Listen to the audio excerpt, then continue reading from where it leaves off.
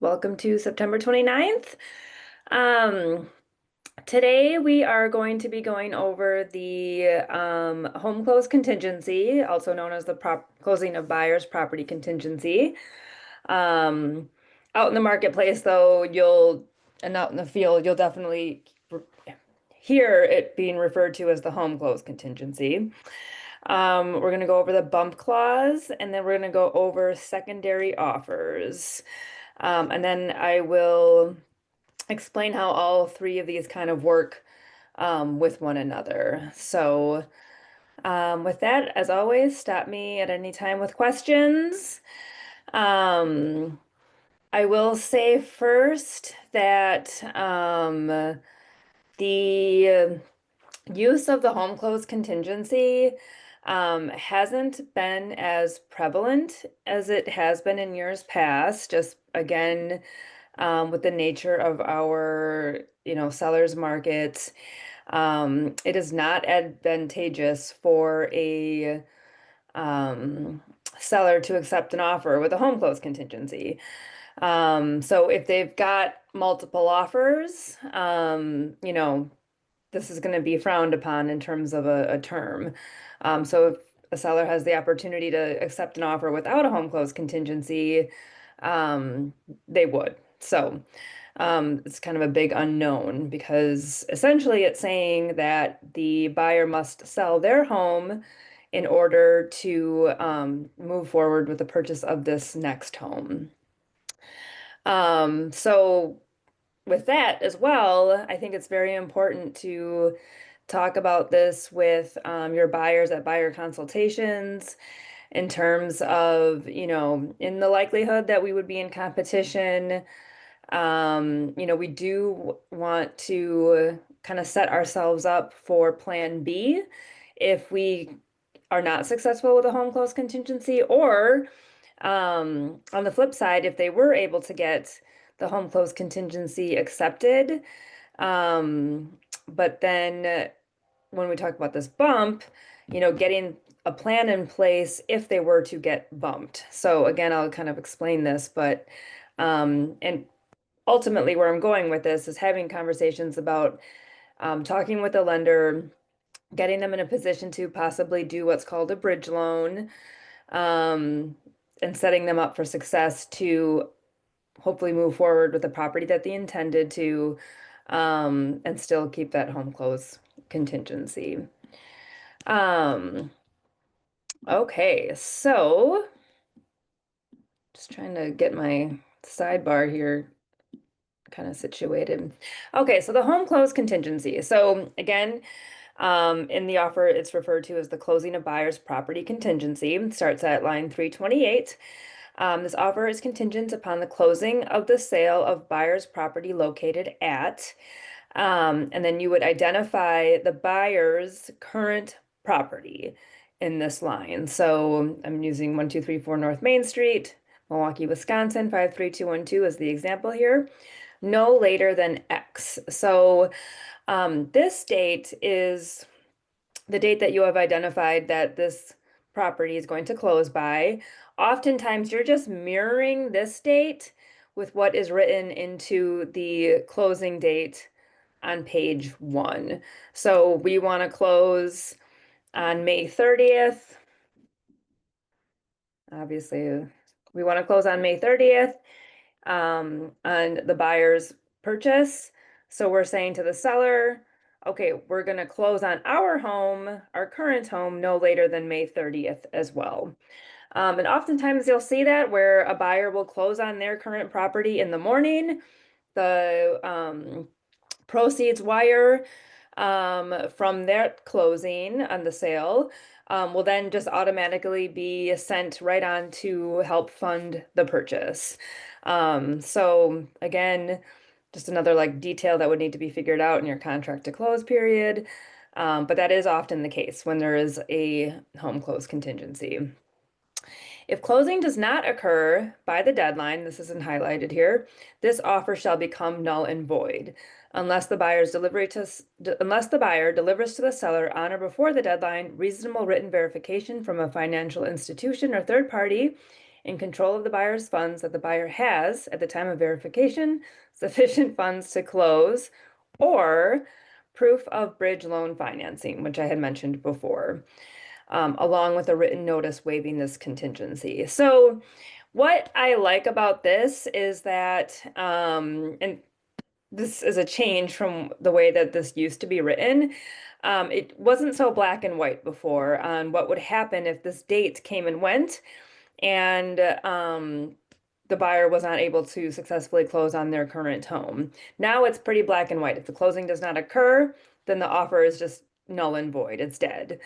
But the buyer still has an opportunity before this deadline to deliver, again, evidence of a bridge loan. Maybe they came into some cash, maybe they decided to liquidate some funds, and they can prove to the seller, yes, I can still close on this home without having to sell mine. So we'll just deal with it after we close on this one.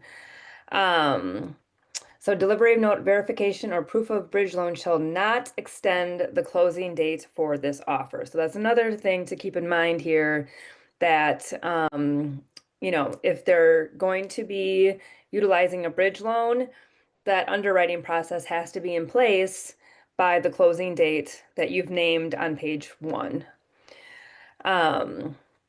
So again, I think what I just want you guys again to hear, it's a tool that people oftentimes need. You need the equity from your own home to fund the next purchase. In your conversations with your buyers at your buyer consultations, if they can set themselves up to not need a home close contingency, that's always the most ideal.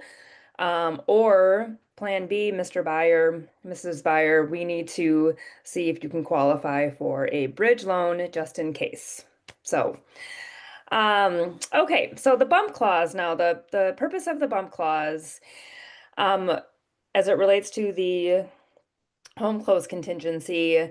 So it's really not advantageous for a seller to accept an offer with a home close contingency, right? This is a lot of hanging out. There is still, an inspection contingency, a financing contingency, an appraisal contingency, and all of those could be moot if the buyer can't close on their own home, right? So this could all fall apart on the day of closing anyway.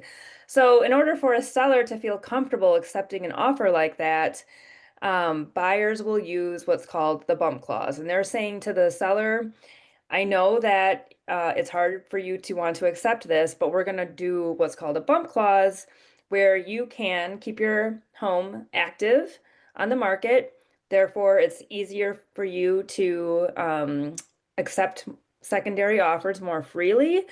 And if you accept a secondary offer, you can come to me and potentially bump me. And is at that point then too where the buyer might need to provide that evidence of the bridge loan. So let's read it. So this is lines 335. So if the seller accepts a bona fide secondary offer, seller may give written notice to buyer that another offer has been accepted. And this has to be a bona fide secondary offer. So it's the same terms as an offer to purchase, except now it's marked as secondary. And it can't just be the discussion of another offer. It's got to be a bona fide secondary offer. So seller may give written notice to the buyer that another offer has been accepted. If the buyer does not deliver to the seller the documentation listed below, and we'll get to these bullet points, within 72 hours after buyer's actual receipt of said notice, this offer shall be null and void. Buyer must deliver the following. So if the buyer now receives this, what's called a bump notice, so the seller has accepted an offer from a secondary buyer, they're now coming to buyer number 1 and saying, okay, I need to see this documentation and I need you to lift your home close contingency all within this 72-hour period. Otherwise, I'm going to be moving on to buyer number 2. So then buyer number 1, they now need to deliver a written waiver of the closing of the buyer's property contingency if line 328 is marked. So if there is a home close contingency, a written waiver of another contingency, maybe this bump clause is attached to another contingency, which is possible. It's very rare that it's used, but they might say, all right, I also want you to waive your inspection contingency or your financing contingency if you are bumped. Or number three, any of the following checked below. So proof of a bridge loan financing or another third party proof of funds letter. Um, so from the seller's perspective, if they send a notice to buyer number one, again saying, we've got buyer number two waiting in the wings. I want to see any of this before we move on to you fully. A seller is going to want to see that that buyer number one can actually close on their home. So they're going to waive the property contingency. And they're going to, for extra peace of mind, they're going to receive, again, this bridge loan financing verification or evidence of, or again, another proof of funds letter. A word of caution here. So as listing agents, if we receive an offer with a home close contingency and with a bump clause included, we are going to want to make sure that lines 342 and 343 are also checked. Again, from the listing perspective, in order to protect our sellers in the best possible way, we want to see evidence of this, that the buyer actually can do it. I don't think it's enough to just get the written waiver of the home close contingency. We want to see that they can actually do it, because I just feel it's going to be a world of hurt when we're approaching this closing date and we still just don't have that evidence. We want to make sure that we're giving our sellers peace of mind, that the buyer can actually perform and close without having to sell their own home. Um, we see a lot of this where we don't have these checked, and all the buyer has to do is send that written waiver of the home close contingency. And it still just feels that the seller could be in a vulnerable position. Um, so just again, keep that in mind. And then the bump clause to kind of isolate this. So I have seen the bump clause used in other ways, not attached to a home close contingency. So you could be creative with the bump clause in terms of, maybe there is a very like odd circumstance where, again, kind of the same idea where the seller may not feel comfortable accepting an offer from a buyer unless they had this bump clause attached. So, a recent, and I say recent example, but I think it was probably a few years ago now. But I thought this was a good example of where you might want to use a bump clause. And it was a home that was in huge disrepair, and it had been sitting on the market for a long time. And the buyer wanted to make an offer on it, but they also wanted to have like a 2-week period where they were going to have their contractors in to see if it fell in line with their budget in terms of improving the property and updating the property. So they, for just purposes of this example, let's say the buyer wanted to buy this home for $100,000, but they wanted to make sure that their renovating costs were not going to exceed another $100,000. So they asked the seller, can you give us 2 weeks to have our people in to give estimates? And then if it does fall above that $100,000 threshold, we do not want to move forward. So that gives the seller like, okay, I'm just going to have my house under an accepted offer for 2 whole weeks, and you might come to me and say, we don't want to go forward anyway. So I think a bump clause is a good thing that a seller could employ so that maybe another buyer does come along and maybe it's just a cash buyer. They can go to that buyer number one and say, sorry, I don't care about your 2 weeks anymore. I might just go with this other offer because they're there and they don't have a weird contingency like this. So I think it's just a good tool to use in these creative ways when there's just these kind of oddball scenarios. Um, so just again, keep in mind you can use the bump clause for other purposes. It does not have to be tied to the home close contingency. It's just traditionally tied to the home close contingency. Okay. So then the secondary offer. So when a buyer wants to make a secondary offer on a home, all of the terms of the offer are going to look the same, except they're going to mark that this offer is in secondary position. So reading this now, lines 348. This offer is secondary to a prior accepted offer. This offer shall become primary upon delivery of written notice to the buyer that this offer is primary. So unless otherwise provided, the seller is not obligated to give the buyer notice prior to any deadline, nor is any particular secondary buyer given the right to be made primary ahead of other secondary buyers. I'm going to stop there. So, okay. This offer shall become primary upon delivery of written notice to buyer that this offer is primary. So when a buyer is in secondary position, they're just hanging out until they are told that they are going to be put into primary position, and they are told that they're going to be put in primary position with a notice. And that is the official method to move someone from secondary position to primary position. Moving on to this next point, unless otherwise provided, the seller is not obligated to give the buyer notice prior to any deadline. And then this is very important. So, nor is any particular secondary buyer given the right to be made primary ahead of other secondary buyers. So the seller can accept as many secondary offers as they want to. And if their offer number one falls apart, they have their pick of who they want to move into primary position, is how this is stated. So that is a word of caution to your buyers when they're putting in a secondary offer.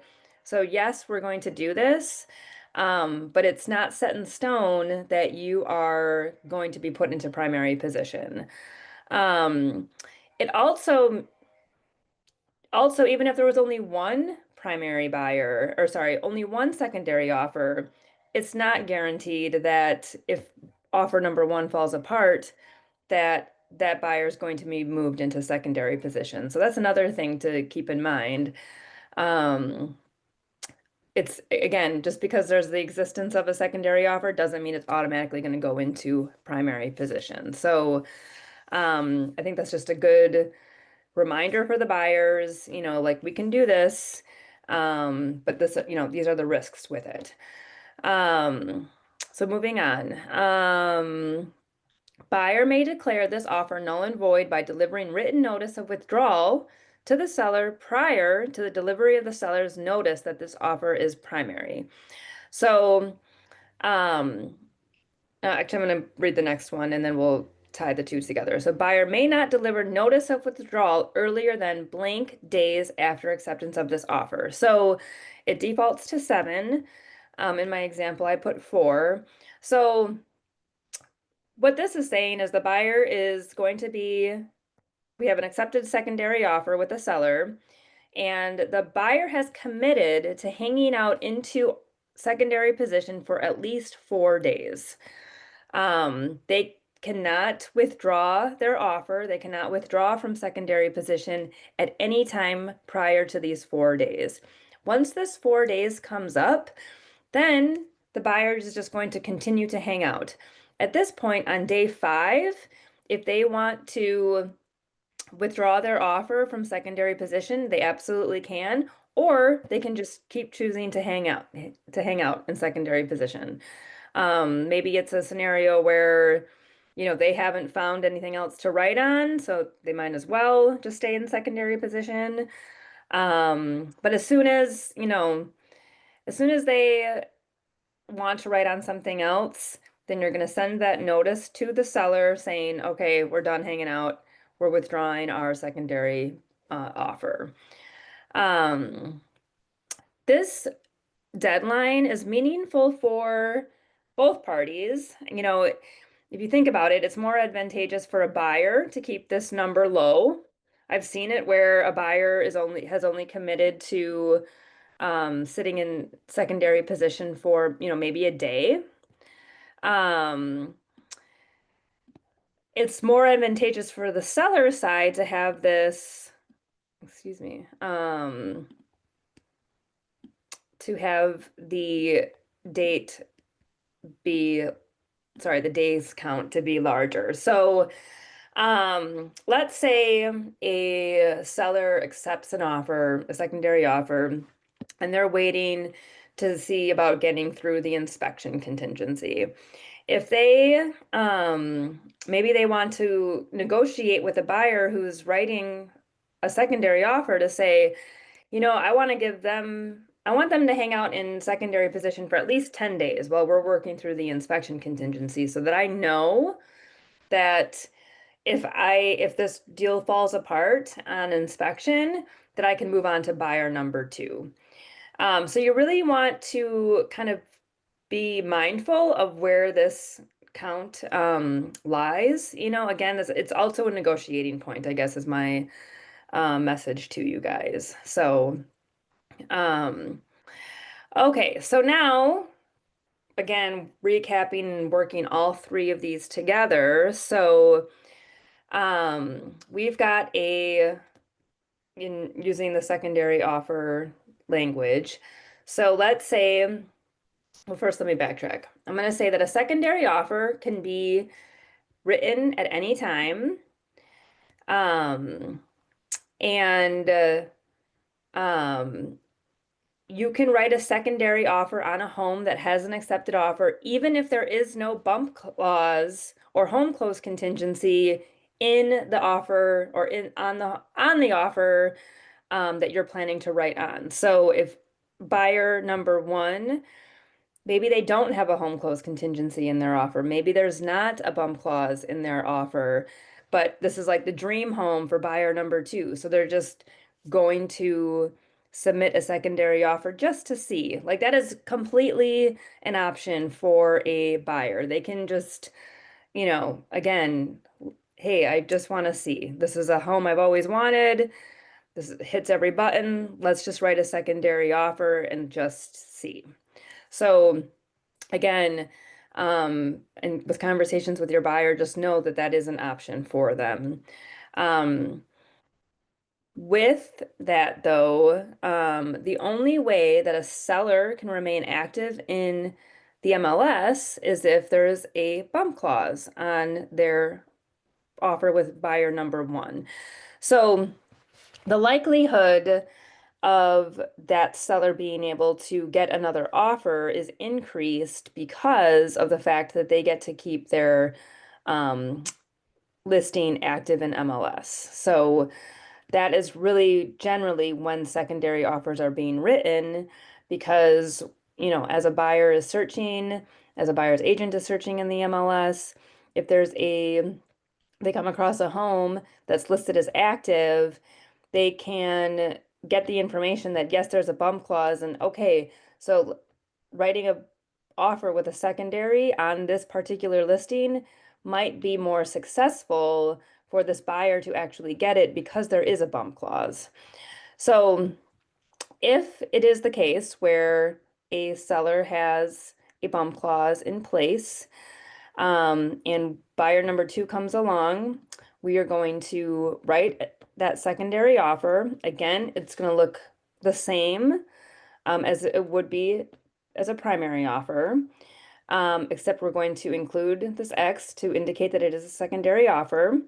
Another point that I did not make is that all offer deadlines that run from acceptance on a secondary offer the clock only starts ticking away once the offer becomes primary. So that's another kind of point to make is that, you know, for a buyer who wants to write a secondary offer, they really don't have any skin in the game until um, they are moved into primary position. So that means earnest money doesn't have to be submitted. The inspection period does not start again until they're moved into primary position. So, okay, we've got an offer. We have a listing that has a bump clause. That is the one term that a listing agent can share with a buyer's agent. They can say to a buyer's agent, yes, this home has a bump clause, and that's it. So then buyer agent number two says to their buyer, okay, there is a bump clause. It might be worth writing a secondary offer. So let's go ahead and do that. So they get their secondary offer accepted. Now the listing agent goes to buyer number one, and they are going to deliver a written notice to the buyer number one per lines 335 and 336 that another offer has been accepted. Now buyer number one has 72 hours now, again, to lift their home close contingency, waive their home close contingency, and provide this evidence of bridge loan financing or other proof of funds to the seller. Otherwise, the seller could go back to the secondary offer and lift them and move them into primary position after that 72 hours is up. Let's say that buyer number one could not lift their home close contingency in this 72-hour period.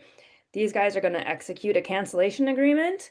Listing agent's going to come back to secondary offer buyer number two, and they're going to move them into primary position with a written notice to the buyer, just simply saying this offer is now primary. And then the deadlines for this offer will start to kick in, and earnest money will be due within, again, whatever days count was named. Inspection contingency now starts. Financing contingency now starts. Um, and I would say when negotiating this term, I would make sure as a listing agent, because on buyer number one's offer, this was 72 hours, we're going to want to make sure that buyer number two hangs out in secondary position for at least that same 72 hours or more. So I would, as a listing agent, make sure that we're communicating to the buyer's agent who is submitting the secondary offer. Let's do this at least for 4 days. That's always going to be a safe bet. Um, okay, it's a lot of information thrown at you guys. Are there any questions? Yes. Can the listing agent disclose that the home is on a pump clause due to home sale contingency? Can I have you repeat that? I'm sorry. Can the listing agent disclose to buyer number two that they are have a pump clause due to particular clause like home sale contingency or other clause? They're Or they technically, yes, I'm sorry I cut you off. I They technically can't. All they can reveal is that we've got a bump clause. They can't reveal that it's tied to a home close contingency, and they can't reveal that it's tied to anything else. All they can say to buyer number two is there's a bump clause, and that's it. Was that um the yes, thank you. I have another question. okay? So in order to accept the secondary offer, do they have to got the KMR sign with the first buyer and have the honest dispose and everything? The only they can accept the secondary offer um without a cancellation agreement, but they do need to have that cancellation agreement signed before they move them into primary position. So you'd want to get that executed, um, the cancellation agreement with buyer number one, first, and then your next move is sending that notice as a listing agent to buyer number two. You are now made primary.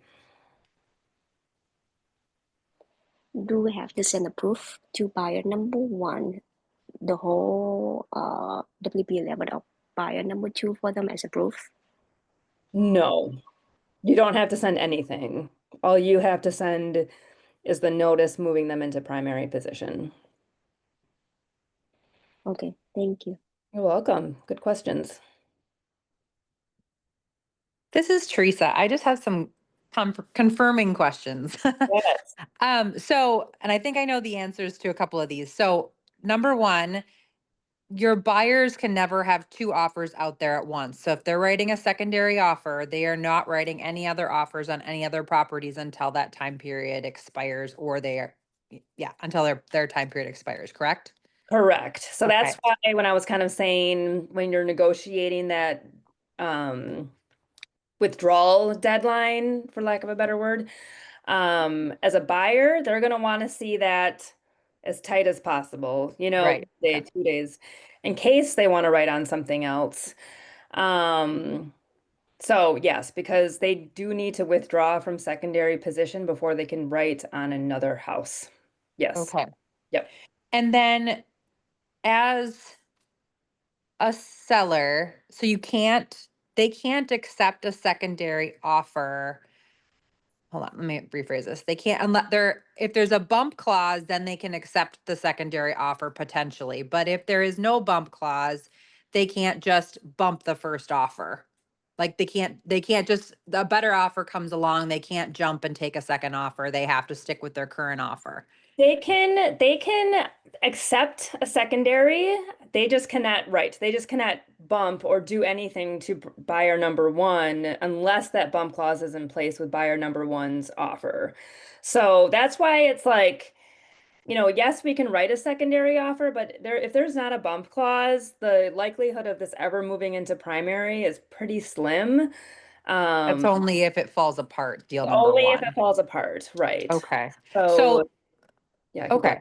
So my last question then would be, as a buyer, why would you want to have a bump clause in your contract? Or is that more just because if you're in a seller's market, you're wanting to give them less risk by saying that you'll do a bump clause?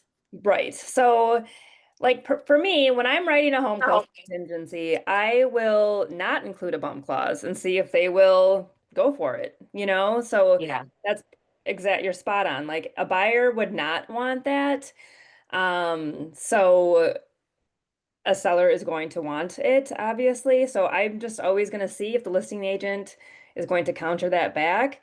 I'll always say to buyers, we're going to write a home close contingency. We're not going to include the bump clause. I expect them to counter that back in, but let's just see if they'll go for it. Okay. Um, so yeah, but that is, Thank you. yeah, but again, that's kind of like why it's, palatable for a seller to want to accept an offer with a home close contingency because of this bump clause. Like, okay, you know, if I can try and bump you, then that's way less risky for me to accept this. Sure. Okay. Thank you. Yeah. Good questions.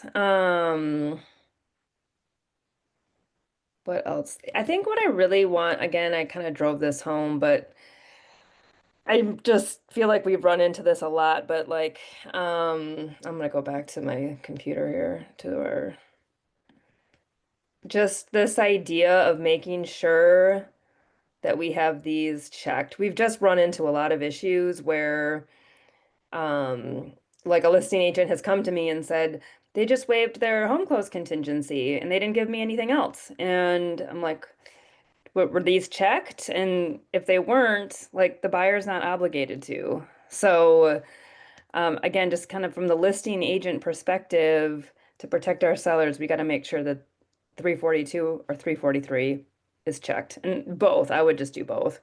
Because the way it reads, it's any of the following checked. So a proof of bridge loan would work, or another proof of funds would work.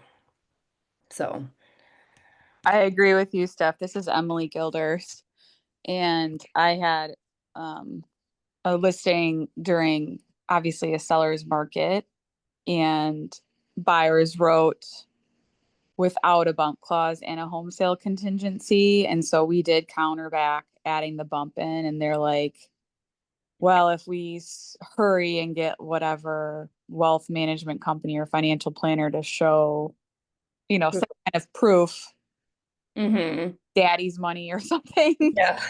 they could remove the home sale because they did not want the bump. They wanted the house, obviously, but they also had to sell out of state. So that Yeah. definitely made them show proof of financing. Yeah. And they got the house. Good. It's great. Yep. Is that proof of financing is inside that 72 hours or is still like a regular offer 7 days? No, it's 72 lease. Okay, So it's okay. all has to be provided within that. 72 hours, Yep. okay. And so that's why also like if you're a buyer's agent working with a buyer who wants to write on a secondary, or sorry, who wants to write a home close contingency, don't have the conversation about a bridge loan once you get served a bump notice. Start having those conversations right away so that you're ready to provide that proof of a bridge loan once or if you get bumped. You don't want to scramble and only have 3 days to provide evidence. So these are all just things to keep in mind and conversations to be having when you're navigating these more complicated offers situations. So, doubt? I just noticed that a lot of notice are used, but not amendment. So would amendment be used in this situation? Nope. Because this is all just one-sided communication. The way that the map of all of this we just need to none of these have to be agreed upon. It's like all laid out for us within these provisions.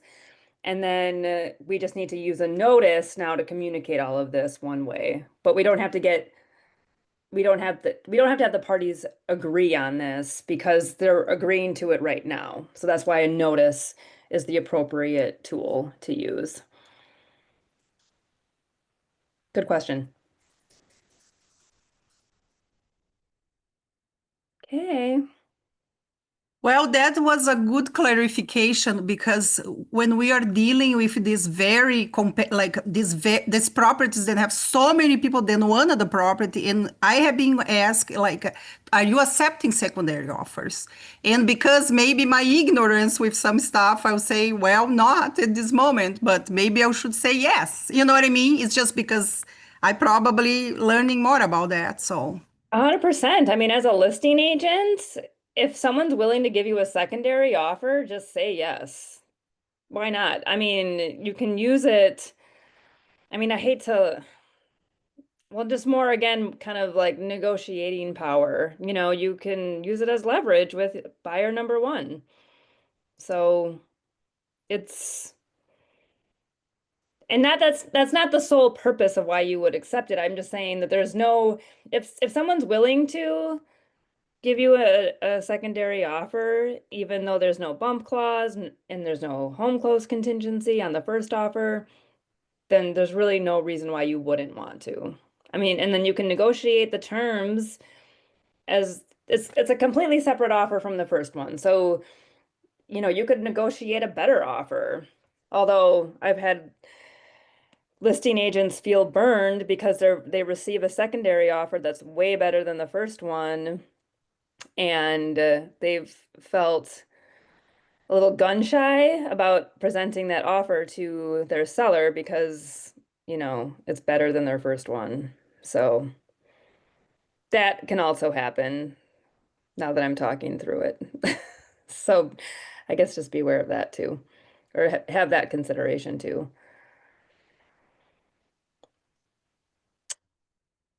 Any other comments? Okay. I think in October, we're going to be doing just like all addendums. So I think, and I have to figure out the dates, but we'll go over the addendum A, the addendum AC again, and the addendum RO and the addendum S all in one as well. So thank you guys. thank you.